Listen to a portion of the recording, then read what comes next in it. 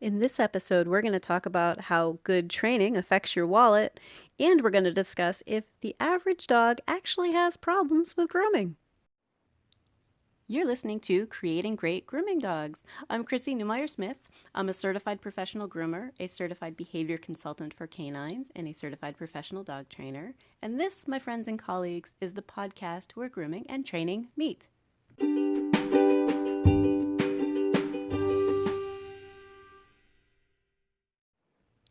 Today, I want to talk about how good training affects your wallet, how it affects the bottom line. So, for owners, teaching your dog to be good for handling means that your dog will be better for you in an emergency, first and foremost. I can think of a number of times where I needed to very, very quickly take a look at my dog, even though we were out in the woods, and my dogs were comfortable with it. That's a very important skill for an owner to be able to have with their dog.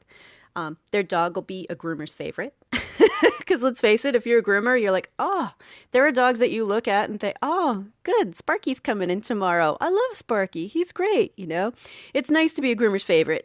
It means that as an owner, you're far more likely to have a groomer kind of say, yeah, we can slip Sparky in. Sure, you know? Your dog is more likely to get a really nice trim because your dog is well behaved, and so your groomer gets a chance to actually use their exceptional skill set and their artistic abilities and make a really nice, beautiful trim. Another one for owners is your dog will be easier for vet exams and diagnosing. There have been a number of times where my dogs let a vet do a full exam without having to be sedated for any part of it. And that's an important skill too, right? Think about the times where you bring a dog into the vet and they're a little bit worried about looking in the dog's mouth, or, you get a full exam, and that's important for the lifelong health of your dog. But also for owners, the time up front will save you money on grooming and vet costs.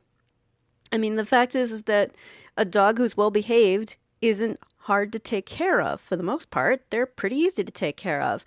And that over the time will definitely help you. I want you to think about the 15-year lifespan. So if you spend time on it now, even if it's dog from rescue who's already 5 or 6, who cares? You still got like another 10 years. So let's make sure that we work on it in the very beginning or from wherever you're at right now as an investment for things later. So for owners, and if you're a professional trying to explain this to owners, that's part of how I explain it to them to help them understand, oh, this is for me. This is to help me take the best care I can with my dog. And there's less need for extra charges for extra effort because my dog doesn't really require extra effort. Now for groomers, I want you to think about talking to your customers about training also means that your clientele is going to be easier to work with, both the owners and the dogs, because now there's a better understanding of what's required. So your clientele, the owners, have dogs that they've been working with and they understand your needs as a professional groomer, and the dogs are easy to work with. There'll be less injuries to you, to your staff, to the animals. That's important, right? A well-trained dog is a big, big deal. There's less stress at work. God knows we all stress out about, oh God, who is coming in tomorrow? I remember those days. I don't have those days anymore. I have dogs who are well behaved, or I have the dogs that I'm teaching to be well behaved. But my dog is safe, and I want that for you too. Now imagine, for groomers, imagine a day that you've booked and all of your dogs are good. Imagine that that's your clientele. The occasional dog that you don't know who's brand new, but everybody else, they're all good. Wow. I mean, that's just life changing. When I started my own business and decided I really wanted to be like a house call groomer and do my own business and pick and choose who I work with and how much training I want people to do, because I don't put up with dogs who aren't trained and owners who aren't going to put any time into it. That's part of my educating owners, but if they think I'm just going to force a dog into trims, they've got the wrong groomer. That's not me. So from my point of view, I look forward to all of my dogs. And that is so, so much more fun. Now, also groomers, a dog who is well trained, who's good for grooming, you'll be able to do your best trims. That's fun to get to play in hair. I know other dog professionals might not understand that, but we as groomers, sometimes we're just playing in hair. We're like, oh, I just want to spend a little bit of time. I mean, for goodness sakes, I have border collies. Even if it's just getting the perfect border collie foot, I'm like, oh, I like trimming hair. I mean, the best thing I can hear from my border collies is, oh, so there's no trimming at all on them? I'm like, huh, good. I made it look natural. We just like playing in hair. We were looking for balance and symmetry and to get to use that skill instead of, okay, dog, just hold still. Oh my God, is he going to bite me? Can somebody come over and hold his head for a minute while I just try to get this? Imagine eliminating all of that by encouraging our owners and all of us working together to train these dogs to be good, right? Now, moving on to trainers and how this affects your wallet. Well, certainly, trainers, you can provide a very valuable service. I think that it's really kind of underplayed how much dogs need to know to be on a grooming table. So if you're doing early puppy classes and stuff like that, start talking to people right then about, hey, you should be going to the groomer already. Yeah, make it sound like they've already missed the boat. Like, yeah, your puppy should have gone at least once just to meet them, get a cookie, get his feet handled a little bit, maybe a brush next to his ears, just a little snuggle and off to go home. But you are providing a very valuable service by helping your owners know that this is an issue and how to help them understand all the things that they get from having a really well-trained dog. You're also going to have owners who invest in their dog. If they understand how you're going to help them and how this is an investment for the next 15 years of their dog's life, they're far more likely to say, yeah, we want to sign up for that. Teach us. And that's a really good revenue system. You know, I want you to make money on this. Groomers, I want you to make money on this. We are in it for the money. I mean, not entirely, but we're not getting rich. But I want you to have a good business, and I want you to provide a valuable service that makes people happy. This is for health and happiness. We get so much joy out of our dogs. Just make it fun. Make it fun. And trainers, you're also going to get more vet referrals and more groomer referrals. If you're working with dogs who are having problems at the vet or at the groomer, you can be that go-to person. I have people get sent to me for those kind of issues, and there aren't too many places for them to go. You know, it's not something that I see a lot of, and I'm in southern New Hampshire. So definitely kind of a lot of people and a lot of trainers around, but to have a particular person that they can say, oh, okay, great. This is somebody you can go to, help him learn how to be good for vet exams or for grooming or for you while you're trying to, you know, trim his own nails at home. Trainers, that's going to be a really good source of business and a valuable service. More important than a lot of other things you might think. You know, most people don't really care all that much about some of the things that we train, but they do care if their dog is going to hurt somebody. And so for vets, how training affects your wallet if you're a vet or if you're a vet tech or any of the staff at a veterinary office, owners will notice problems sooner. An owner who's been working on this stuff with their own dog is far more likely to have their hands all over that dog. They're more likely to notice a problem. Their groomer's more likely to notice a problem. Because as a groomer, we see the dogs about once a month, once every 2 months. And I know as a groomer, I've often been the one who saw the first sign of, hey, this is a little lump and it's oozing. Or I'm noticing he's wearing his nails down unevenly. Those are all things that a well-trained dog, it's easy to see. And they're also going to have a dog that comes into you who's going to be easier to examine. You know, you're going to have to take a look at this dog in their mouth. You know, if sensitivity to touch can mean something diagnostic instead of just a dog who's afraid. One of my own guys, I brought him into the vet because I was like, you know, he's just being really sensitive about this side of his head, and it's either his ear or maybe a tooth.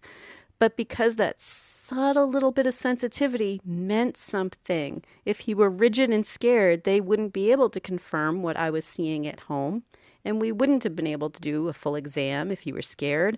But instead, we opened his mouth and we just picked around inside with, you know, a toothpick and a flashlight, and we cut in there. So being able to do a nice, safe exam and to have your customers know that that's part of owning a dog. Yeah, send them to a trainer and a groomer who's on board with it and get them used to the idea that that's part of owning a dog, that we can have a dog who is confident and relaxed and able to let us do whatever we need to do. But also for vets and vet staff, this affects your wallet because it's less stress on everyone. It's less stress for the dog. It's less stress for your staff. It's less stress for the owners. It really helps build your reputation. Those owners are going to say, wow, they were just so good with him. And he's such a nice dog. And they really appreciate how much of a nice dog he is. Um, so I know I've kind of covered a lot, but training definitely affects the bottom line for all of us. A well trained dog is simply easier to work with in many, many ways for many, many people. And it's definitely something that we can do and that we should be doing. These aren't wild animals. I was thinking about it the other night as I was snuggled up on the sofa with a dog on my lap. And, like they're snuggled up with us. They're being touched all over. We have a very different relationship with dogs than we do with many other animals. Well, dogs and cats, but I don't groom cats. So, but if we can get them used to being handled for things that aren't necessarily snuggles, then why not? Let's work on it because at the end of the day, we'll all do better. Does the average dog actually have problems for grooming? And you know what? I'm going to say it's common, but not normal. These guys live in our house and they're being touched all over. It's just that when they do have a problem, it is so dramatic. And we do have a number of dogs that have problems, but I think that most dogs really are fine for grooming with just a little bit of gentle patience and being careful about how we introduce new things. So, as an early puppy class, teaching people how to handle paws, not necessarily play with their toes, because sometimes I see that, people are coming in saying, oh, yeah, we've been working on his feet. And what they're doing is sitting on the couch and massaging feet. And while that might be nice, it doesn't translate to what we do on a grooming table.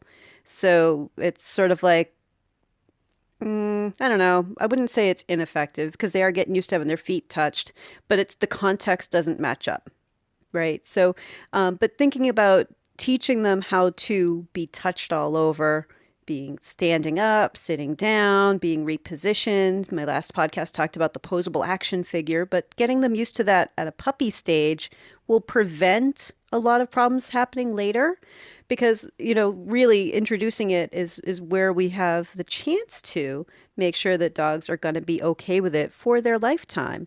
I think that those first couple of groomings for a puppy are really important too, to not worry about doing a full groom. So if you're running a puppy class as a trainer, I want you to start telling people, hey, this is the time. Bring him to a grooming shop. Have somebody run a brush through him, maybe trim his nails, give him some cookies and some snuggles and take him home. Don't wait until there's a need for grooming because then they have to go through the whole process, whether they're ready for it or not. And in past podcasts, we've talked about how there's a whole lot that goes into grooming, and it can be quite overwhelming. Like everything on the CGC test is pretty much covered by going into a grooming shop. So there's a significant amount of distraction level for a dog. So if we get them used to, we're going to do just little bits and always make it fun or always make it relaxing and make sure that they're having a good experience. Now, similar for a dog that's fresh out of rescue. So if you have a dog that has never been groomed by anybody that you know of, I mean, you got this dog, no history, which is often the case, even if they're 5 or 6, they're coming from someplace else and you don't really have a history, set up an easy appointment, just like you would with a puppy. Like, hey, I'm going to bring him in. Let's just kind of see how it goes, not worry about getting everything perfect, so that dog gets a chance to acclimate at their own pace and have a good experience. I want you to think about early experiences and having a good time. I want you to think about it almost like you're vaccinating against future behavior problems. And I've been hearing that a lot in the training world, and I kind of forget who said it. So I didn't say it. I'm just passing it along. But if you think about behaviors and early, you're vaccinating against behavior problems. If you can acclimate a dog to things that they're going to need to be around, that's going to save a whole lot of time later. So getting them used to it in the very beginning can help prevent problems later, which is why not all dogs have a problem. But if a problem starts to crop up, we also need to address it fairly quickly. Many of the dogs that I groom have had problems in the past, but some of them were puppies who, the first time they got groomed, were like, whoa, something just clicked off my toe. They don't know why a clipper made a clipper noise and that they don't know that they don't need that piece of toe that just came off. We need to be respectful of the fact that that's just a weird thing for us to do. Many of the things we do are just plain old weird to a dog. So getting them used to the idea that like, hey, relax and calm down. We talked about the posable action figure. We talked about the 3 steps of calm. Those are in other episodes. But be thinking about making it a good experience. Now, one of the things that I see quite a bit is people bringing in a dog who is a young puppy, maybe not super young, but by the time they're about 3 or 4 months old, they might start developing mats. So sometimes they're coming in and there's definitely something that needs to be done. But as groomers, I want you to, take a deep breath, think it through. I want you to take a deep breath. You're not doing them any favors if you force them through it, even though they have a mat right now. Because I know sometimes we're really tempted. We're like, oh gosh, I can't believe it got like this. Well, we've got to get it done, this poor dog. But if we still take our time, step back, send him home a little bit matted, make another appointment for a couple of days later. That mat didn't happen overnight. It doesn't need to come out in 5 minutes. So if we can get them acclimated and then address the problem that is now cropped up, then we can get that problem taken care of without overwhelming them. It's okay if it takes a couple of days to get the mats out. You're not doing a dog any favors if you push a trim past what they can handle. And I see it a lot because, and I used to do it too, but you're thinking, oh God, this poor dog, I've got to get that. That must be so uncomfortable, or that must be, but the brain is also our concern. And I want you to, I think I was episode 1 where I talked about the safety policy and explaining to people ahead of time that if an animal can't handle what we're doing, we slow down. I want you to parallel this. So we don't do full, beautiful trims on dogs who are matted, and I don't want you to be doing full, beautiful trims on dogs with a behavior issue, because it also is not healthy. So if they're having trouble with it, back off, relax, go back to teaching them to be okay for it, ideally avoiding trouble with it, but you don't need to get all of that done right now. And it's actually a pretty common problem with some of the dogs that are very young, because the owner's been running a brush over the top of their coat and not digging right in and actually brushing the full coat, brushing down to the skin, which is part of why I would like trainers to tell people that, hey, yeah, you should bring your dog to the groomer. You should bring them to the groomer before they need to be groomed, because many groomers will tell somebody, what are you using for a brush? This is the brush I would like you to use. This is the technique I would like you to use, and this is how brushing is important. So if trainers know how to do that also, cool, great. But that's not really the trainer's job. You guys don't have to know how to do that. Maybe you don't have a poodle at home that you've ever brushed. So, but to have a groomer explain how to do it will mean that an owner can then prevent mats, or notice when mats are getting a little bit started. Maybe not the cast mat that we often see at a 6-month-old pup, because somebody on a golden doodle board said that they don't get groomed till they're 9 months old. I'm sorry, was that mean? But there's always going to be somebody who waits too long, and now they're in a pickle, right? Now their dog is matted, and we need to backtrack a little bit to thinking about that brain and not worry as much about getting all those off. And with an older dog coming from a rescue, that can be a little bit different, because sometimes you are under vet supervision to just take all that off, take care of whatever wounds or skin issues might be underneath that coat. But if a dog is really freaking out about it, I also want you to think from a veterinary point of view. Most vets would want that dog to maybe be sedated for that then. right? So if you have to do a clean start and a dog is freaking out, be aware that, that might be something that you send to a vet. Like, hey, please, let's do a fresh start, but for now, he needs this. I was on a grooming list this week, and what I saw were pictures of, these terrible, terrible dogs in terrible condition. But one of the things I noticed was stuff that I don't think groomers really should be doing. If you start trimming a mat and see something underneath that looks sore, there's a point where you say, that's veterinary. Or if you see a toenail that's grown into a pad, that's veterinary. We shouldn't be doing things that we know will hurt. That's kind of where I draw my line. It's like, I shouldn't do it if I know it's going to hurt. If I were working in a vet office, like I did back when I was a tech, I would tell the vet, hey, this toenail is growing in. Do you want me to cut it? Do you want to cut it? Do you want to examine that foot? But as groomers, we shouldn't be doing that because we can't give any medication. If we're trimming around the eyes and there are open sores underneath that where we're trimming, yeah, we should probably leave that alone and not continue trimming because you don't know if you're doing more damage, and send them to the vet. Partially because some of the excuses I hear is that, oh, can you just do it for us? Because we really can't afford to go to the vet. We're not going to go to the vet. We just don't take it very seriously. But that's not a good enough reason for me. If an owner says, I'm not going to bring him to the vet, that's not up to me to then pretend I'm a doctor. Right? I'm not going to let my customers put me in that position. I am not a doctor. I am not a veterinarian. I am not going to do veterinary procedures on your dog, even though you think I should. And if you leave them with a dog with a big honking wad of matted hair with the edge of a sore showing and send them home, they're far more likely to actually follow through and go to the vet, which is what they needed to do in the beginning. So some of the dogs, circling back to our original discussion, right? But some of the dogs are having trouble with grooming because their owners have accidentally let them get too matted or get so to the point where they need so much grooming all at once that they become overwhelmed. But I don't think the average dog actually has all that much problem with it. Just that when there's a problem, it's a problem for everybody.